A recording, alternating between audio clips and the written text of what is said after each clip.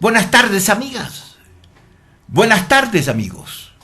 El título de la nota editorial Retrato en Negro del día de hoy, viernes 1 de febrero del 2013, es el siguiente. ¿Cuál es la verdadera libertad? La noche de ayer, la Asociación Ecuatoriana de Editores de Periódicos, organismo que recoge en nuestro país la línea editorial que se agrupa en nuestro continente con el nombre de Sociedad Interamericana de Prensa, SIP, rindió un homenaje especial de reconocimiento a la trayectoria de uno de los ecuatorianos más valiosos y de mayor ética intelectual y política con que cuenta nuestro país, el doctor Iván Carvajal. En su justificación escrita y testimonial para así proceder, el presidente de dicha asociación, el señor César Pérez Barriga, nos advirtió que la misma había resuelto en este año 2013 instituir el Premio a las Libertades Juan Montalvo, con el propósito de honrar a los compatriotas, personas o instituciones cuya trayectoria vital o profesional constituya un ejemplo digno de poner en relevancia por su actividad en defensa de los derechos fundamentales del ser humano, las libertades ciudadanas o en la lucha por la igualdad y en contra de cualquier forma de discrimen, así como en la defensa de la democracia y o de las garantías ciudadanas previstas en la Constitución y otras leyes. Conozco a Iván Carvajal, podría decir que casi toda mi vida.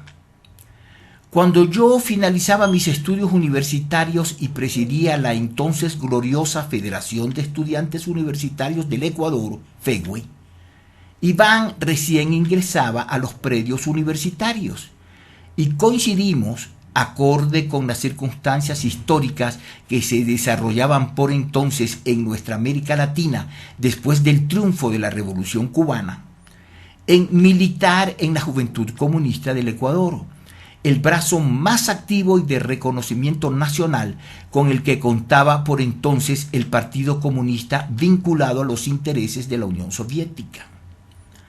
Aunque era el más joven de todos nosotros, Iván hizo sentir prontamente la prematura madurez de su intelecto y sus razonamientos acerca del catecismo marxista con el que habíamos sido imbuidos nos advirtió que estaba muy lejos de dejarse convertir en instrumento de otras cosas que no fueran producto de su libérrimo pensamiento.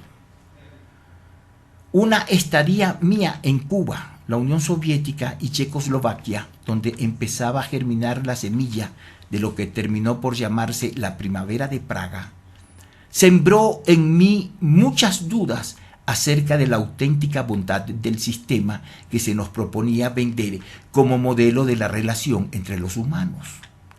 Ciertas conquistas sociales imposibles de ser negadas no compensaron en mi mente la sensación de que su autoritarismo, lo opuesto a lo que yo considero libertad, no era precisamente lo que había idealizado.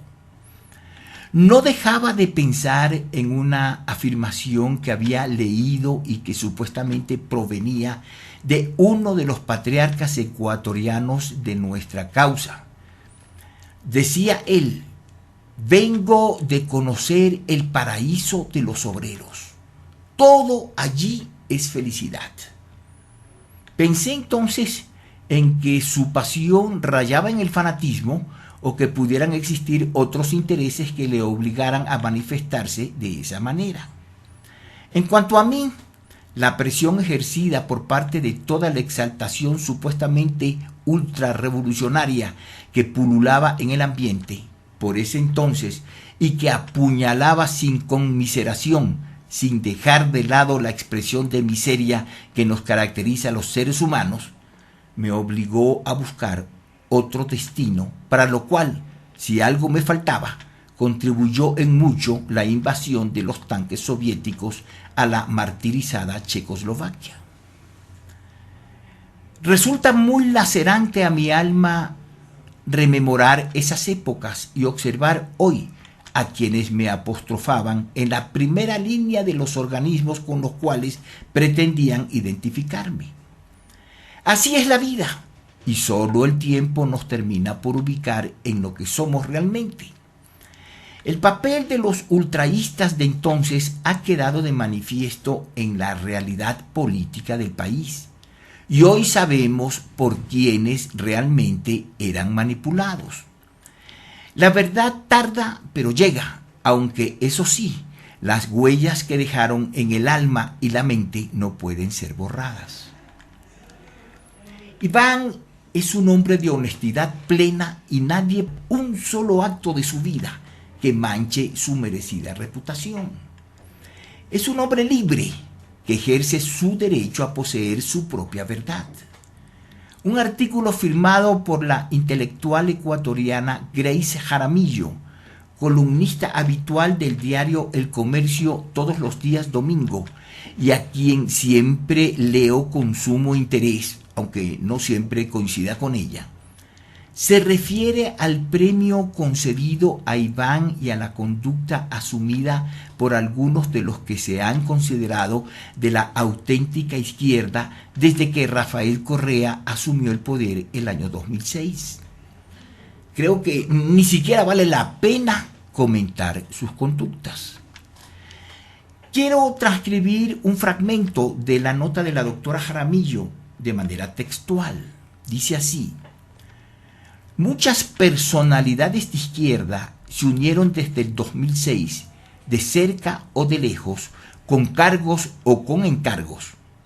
A mí me interesó mucho más quienes no se unieron a ella, los intelectuales de avanzada de esa izquierda, los que eran más profundos, más reflexivos, los que habían entendido que ser de izquierda es antes que nada un principio de vida, no discursos, trinchera o cancioneros protesta.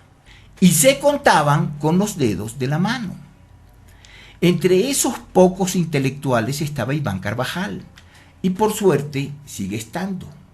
Sé que se han escrito y se escribirán mejores felicitaciones que las mías sobre el premio que está por recibir, pero no podía dejar de comentar sobre el Iván filósofo y el amigo, cuya vida misma es un testimonio de izquierda, tan alejado de comités de dilemas perversos como libertad o equidad, patria o muerte. El Iván que tuvo la valentía de contradecir a Benjamín Carrión y preguntarse, ¿volver a tener patria? ¿Qué patria? El filósofo que no desempolvó sus manuales, sino que fue corriendo a releer a Agamben, a Zizek o a Schmitt, tratando de encontrar respuestas. Hasta aquí la nota de la doctora Jaramillo. El problema es que los medios de información no pueden dejar de estar vinculados a intereses propios o ajenos, pero en el caso de estos últimos, vinculados por hilos invisibles o a veces no tan invisibles. Por favor, que nadie tenga la perversidad de interpretar lo que voy a decir como si yo pretendiera igualarme a Montalvo. Pero el caso es que cuando creo que la verdad debe ser dicha, no excluye ni a persona ni a institución alguna. No le debo nada a nadie y ello me obliga, más que permite, a decir la verdad.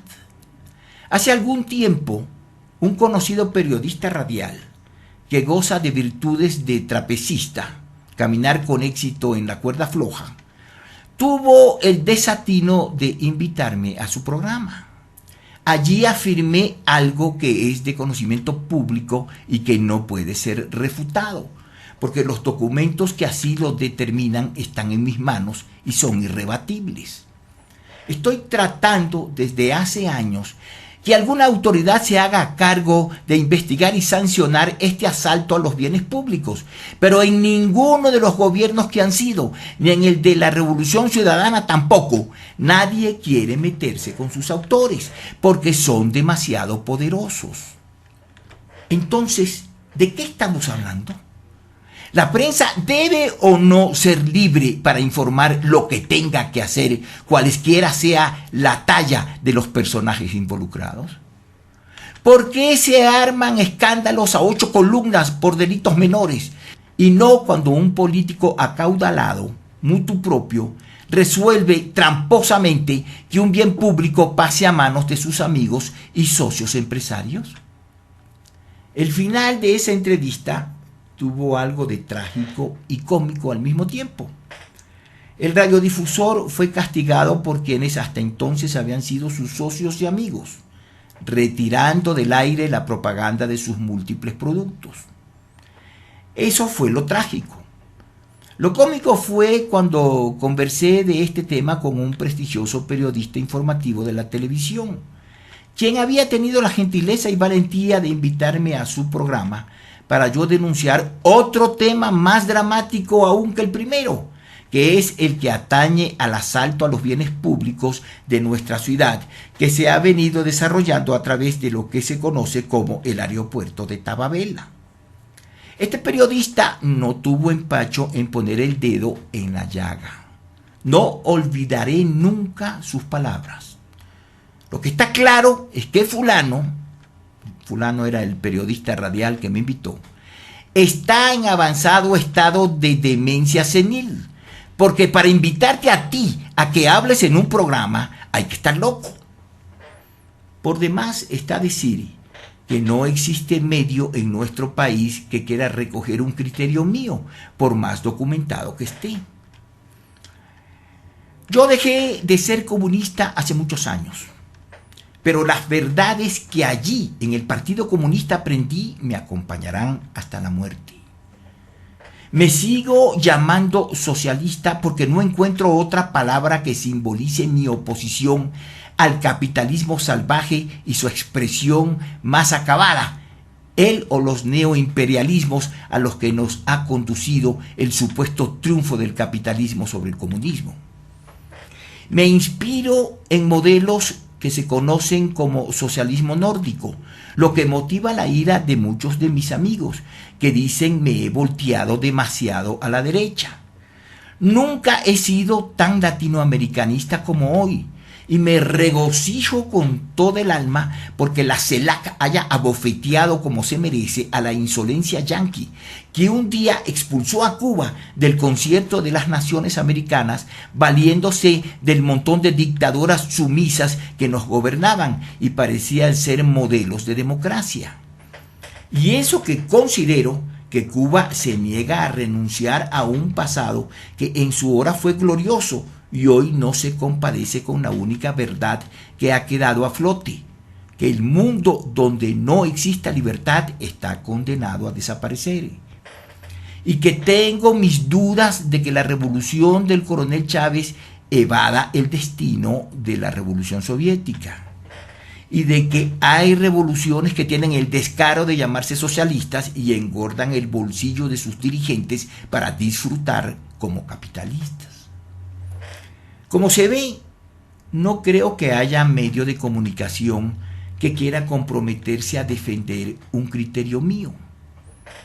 Y ahora, ¿quién podrá defenderme? Hasta siempre, Enrique Gallegos Arens.